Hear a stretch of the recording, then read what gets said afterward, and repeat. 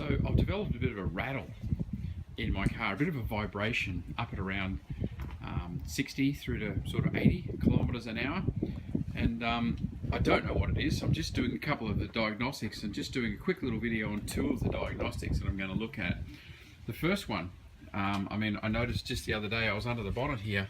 I haven't had this car that long, but these bolts that hold the air cleaner down were quite loose, and I just had to do them up finger tight. So that one there, it's quite loose. So it's a matter of just going around and finding whatever bolts I can.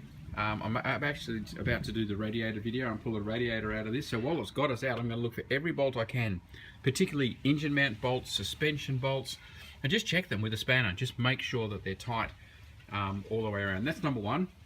Particularly for the engine mount is the main thing. But when I was in America, I had an X5, and again, have a look at the how to paint wheels video. I'll put a link to it right up there. And when I was doing that, I had the wheel off, and I went away on a trip and actually put the wheels back on, and I managed. I've got, wheel changing. Okay, there's another iCard, stick it up there. How to change the wheels. Normally you do the nuts up just a little bit, and then you drop the car down, and then you really give it to it to do the wheel nuts up super duper tight. And I managed to not do the super tightening up.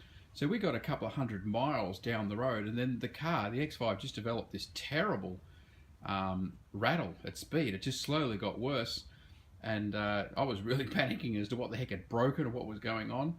And quick search around on the internet, or actually a long search around on the internet, and it said to me, if you've changed a wheel, check your wheel nuts are tight.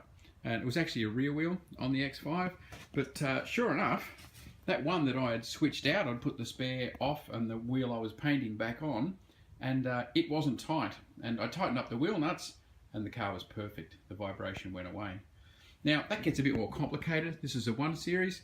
Guess what? No spare tyre, no wheel brace, no jack, no nothing. Now, you don't need a jack, but you do need a wheel spanner to do what I'm going to do now. If you've got a 17mm socket, BMWs, very rarely they've got 19mm wheel nuts, but normally it's 17mm wheel nuts.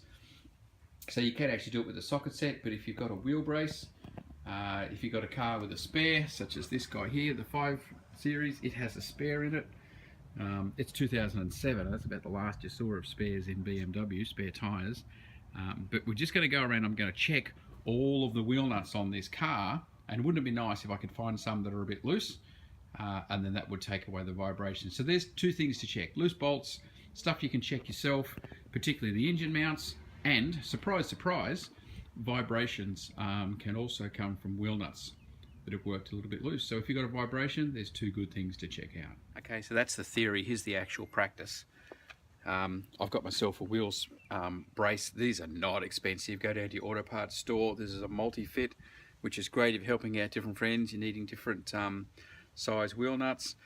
And again, because I use this pretty often, I've painted the 17mm to put some black paint on it. The reason I did that, because it's really hard to actually find the numbers on this, and here it is here. Work out what size it is, 19, 21, 17. So rather than trying to find it all the time, I just always go for the black one. Now these need to be tight, clockwise. So envisage a clock that way. That's tight. And we're going to have to go around and do 5 nuts on each wheel, and of course we've got a lock nut to contend with. So have a look at my video on where to find your lock nut on your BMW. These are not as tight as I would have liked, actually. So that's good. One of them was tight. The other 3 nibbed up a little bit. I'll go and check the other wheels and see how I go. Okay, snap, just like that. I've been around all the car and done all of the other wheels, and each of the wheels had one that was loose, that went up, at least like a quarter of a turn or something like that. So that's interesting. I'd really hope that fixes the vibration problem. As I said, while I'm working out of the bonnet, I'm going to take the time to nib up all the other bolts and make sure they're tight as well. And if I ever get the chance to go under the car, again, just some preventative maintenance to check it out to see what can be done about tightening that up before it gets too serious. Okay, there you go. Well, actually, have a look also at, I'm about to do a video on these lock nuts down here. you see they've got a special spline lock nut. So how to do those and how to find those in a 1 series, I'll do that right now. Have a look at the little picture. It'll come up with the link at the end of the video, and you can see how to tighten those ones as well.